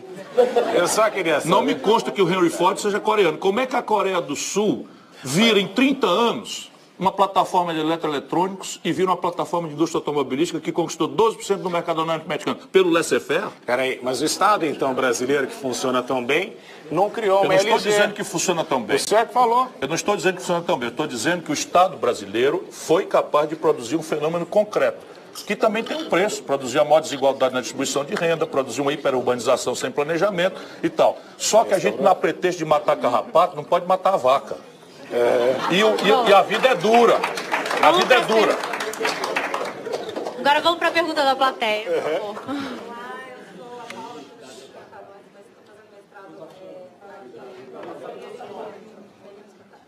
Paula, tá só falando baixo, aumenta Não, a tá voz. Ou mais alto.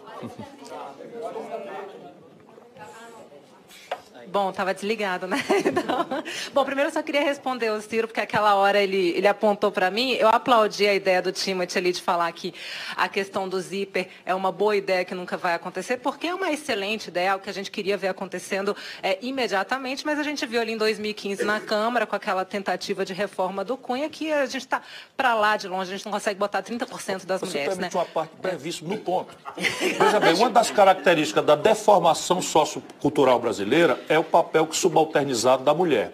Nós vamos resolver isso com despotismo esclarecido, estabelecendo cota zíper no mandato. Sabe o que os partidos já estão fazendo? É obrigado a fazer 30%. Os caras filiam mulher e botam lá para se ela não tem um voto, nem o dela própria.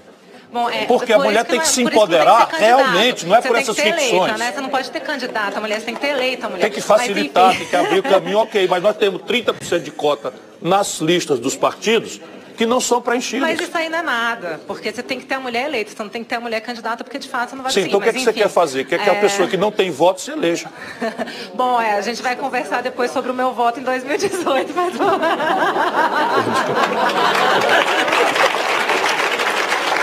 Desculpa. Mas, enfim, a minha pergunta, eu senti muita falta da presença do Rodrigo Maia, presidente da Câmara, que acho que teria sido um debate maravilhoso, principalmente com o Ciro, né? Mas a pergunta eu deixo de qualquer forma para a mesa, que é o seguinte, a gente viu a ministra Adelaide falando que 6 em cada 10 brasileiros são contra a reforma trabalhista, ainda mais contra a reforma previdenciária. A gente tem um governo que menos de 1 em cada 10 brasileiros aprova esse governo. Eu queria saber a opinião de vocês sobre essa máxima que está sendo colocada por esse governo, de que como o governo é impopular mesmo, então a gente vai dar esse remédio amargo para os brasileiros, já que ele é impopular, vamos fazer porque é melhor para o brasileiro. Nós sabemos o que é melhor para o brasileiro. Então, minha pergunta é essa. Eu posso só dar a minha opinião? Aí eu acho... veja só, né? Se for por... Vamos só coletar mais algumas perguntas, desculpa. depois a gente responde todo mundo. Tá. Desde que peça seja concedida. Vou pegar mais 2 perguntas, depois a gente passa para as respostas. Meu nome é Cristina, tá ligado? Meu nome é Cristina e eu sou advogada pela OAB do Rio de Janeiro.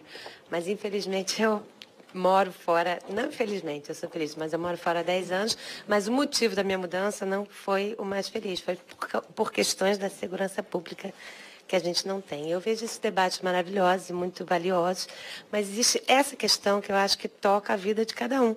Não só quem mora, como quem visita.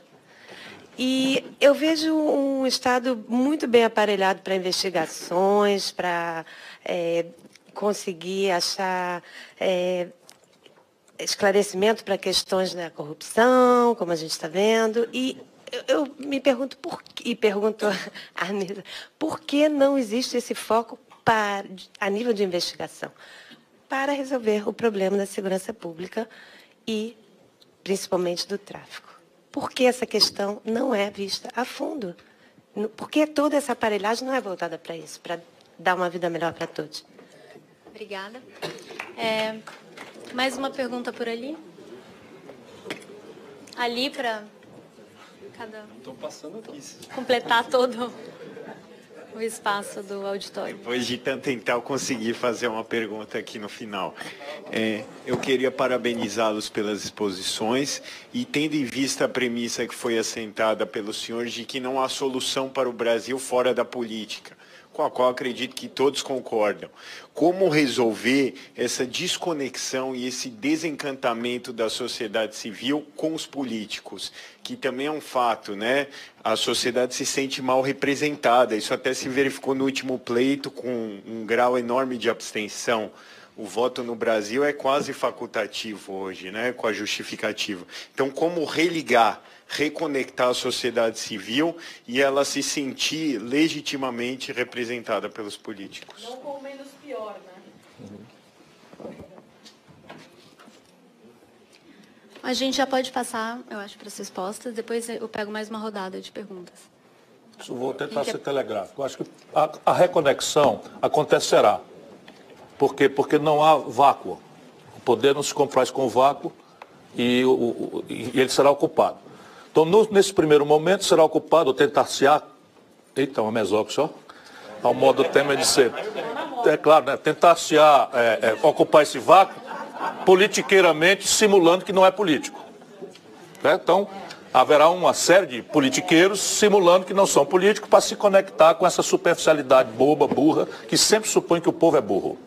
Mas o vácuo não existe. Então, a política ela sempre reinará com maior ou menor energia. O que é que energizaria a política?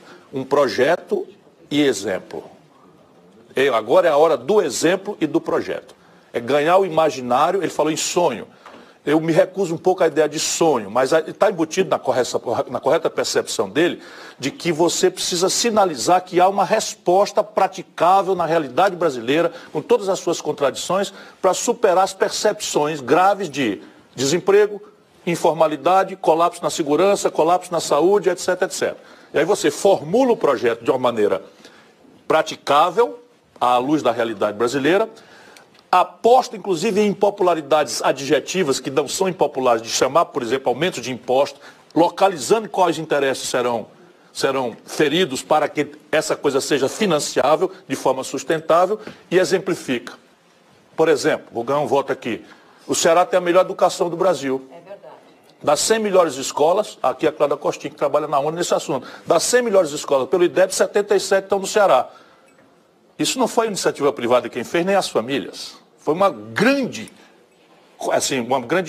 como é que eu diria, um grande consenso político que nos permitiu, com todas as eleições e 1000 partidos, por isso que eu sou tão comovido. Tem 1000 partidos, tem 1000 chantagens, tem 1000 disso e tal, e a gente conseguiu coesão política no Ceará, ganhamos todas. As eleições ganhamos todas. Sabe quanto é o imposto de soberança no Ceará? 8%. Sabe quanto é em São Paulo? 4%. Sabe quanto é no Rio, quebrado? 4%. E aí nossa sociedade suportou um aumento que duplicou o imposto de soberanças do Ceará. E aí nós somos o estado mais líquido fiscalmente do Brasil, enquanto a federação está quebrada. Então, exemplo. Percebe? Por isso que eu sou comovidamente convencido de que a gente tem que parar de se iludir com despotismo esclarecido, com manual exótico, com vai fazer assim que vai dar certo, porque não sei o que alguém falou. Até os manuais do Fundo Monetário Internacional estão vendo a estupidez da mitologia neoliberal. e a merda que causou no planeta. Vou passar para o governador. Amém. Chega.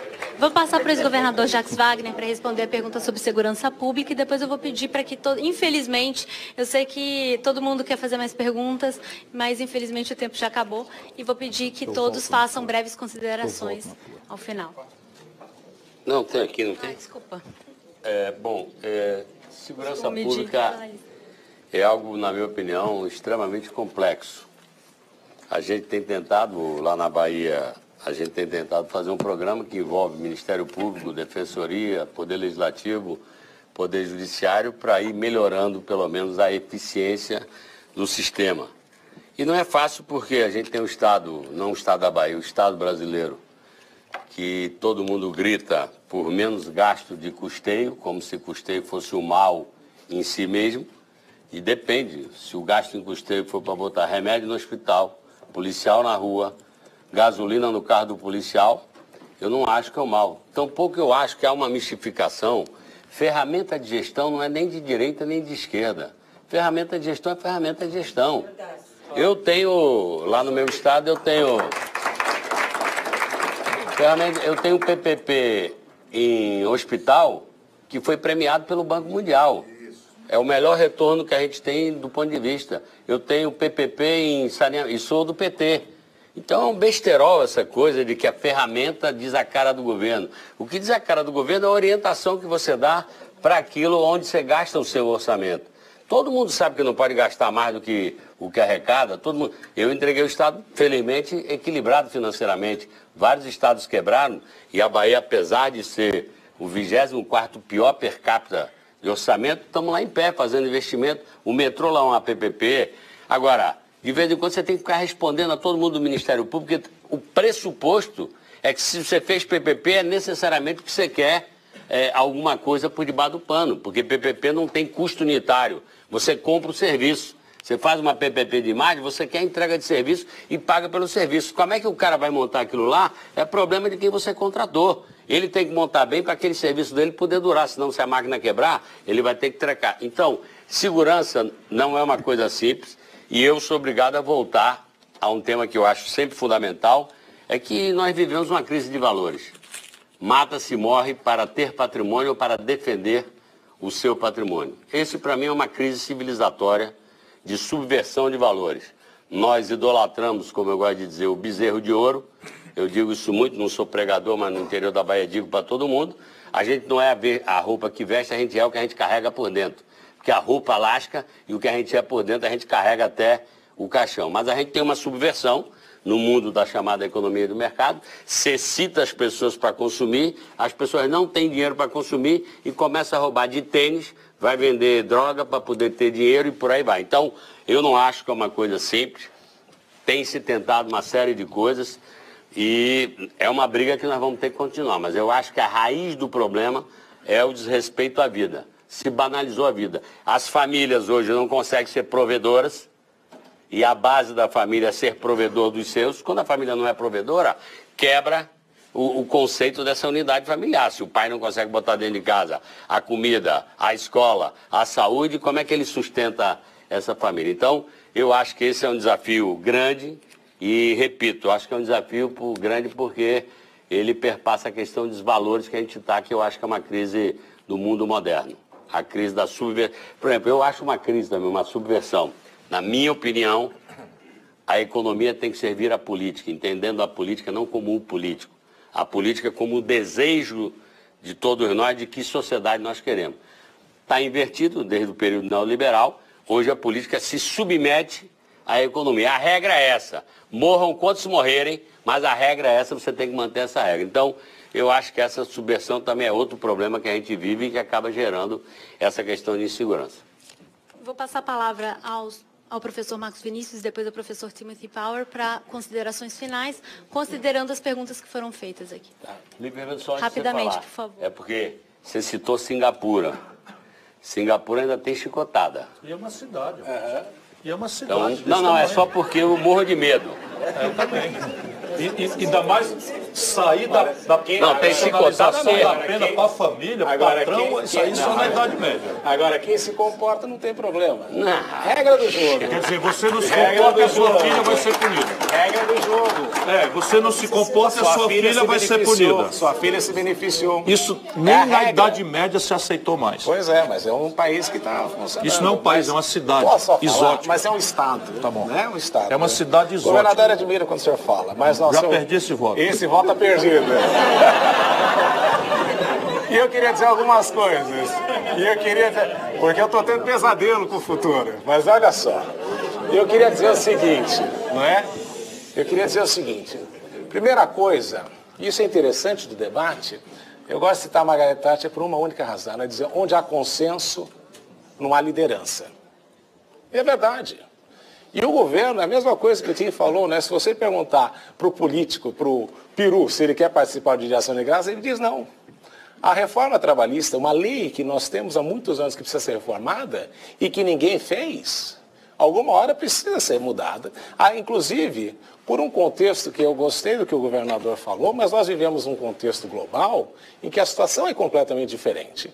E os franceses estão se dando conta disso. E precisam se adaptar a essas novas realidades. E, por mais que nós queiramos parar o relógio do tempo não para. Então, isso é uma coisa importante da gente ter muito clara. Porque mudou, há novas realidades, há novas premissas, e nós queremos construir um Brasil com uma premissa ideológica, muitas vezes, de um passado que não vai voltar. Então, o que nós precisamos pensar é criativamente. E aquela pergunta que você fez tem justamente a ver com uma questão só, que é como é que nós construímos uma sociedade de confiança. E a sociedade de confiança, ela é montada só com uma coisa. Quando eu tenho promessa e entrega. Hoje em dia nós temos um monte de promessa. Vivemos um país maravilhoso, tudo funciona. Mas quando a gente vai ver a entrega, de fato aquilo não é a realidade. Então, quando para pensar o futuro, o brasileiro tem que ter muito claro, é uma decisão. E qual é essa decisão? Eu quero morar num país decente. O brasileiro ainda não tomou essa decisão. Porque a hora que ele tomar, aí ele vai cobrar a classe política, vai cobrar o judiciário, vai cobrar um monte de coisa. Mas é uma decisão. E essa decisão o brasileiro ainda não entendeu, porque nós vivemos ainda no messianismo, na espera de que alguém vai resolver o problema. E a única coisa que a gente descobre é que quem paga a minha conta sou eu, não é o Estado.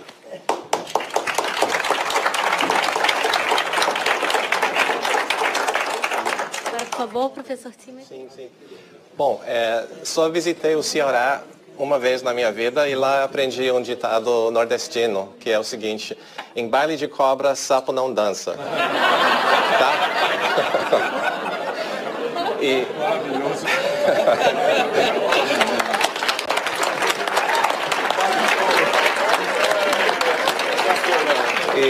sendo um sapo gringo, eu vou parar por aqui. Mas eu queria, com as palavras de Maurício Santoro na mesa anterior, que no Brasil, infelizmente, nesse momento político, tem poucos espaços para um diálogo tão democrático, respeitável e pluralista, inclusivo como esse. Então, espero que vocês levem esse espírito de volta para o Brasil, já que esse evento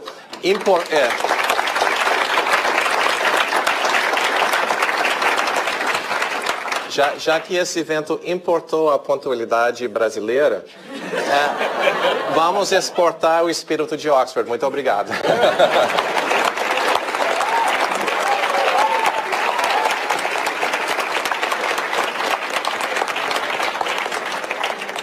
Agradeço imensamente pela presença dos palestrantes e pela participação do público e passo a palavra ao Rodrigo. Obrigada. Muito obrigado, Natália. Muito obrigado aos membros da mesa. Eu peço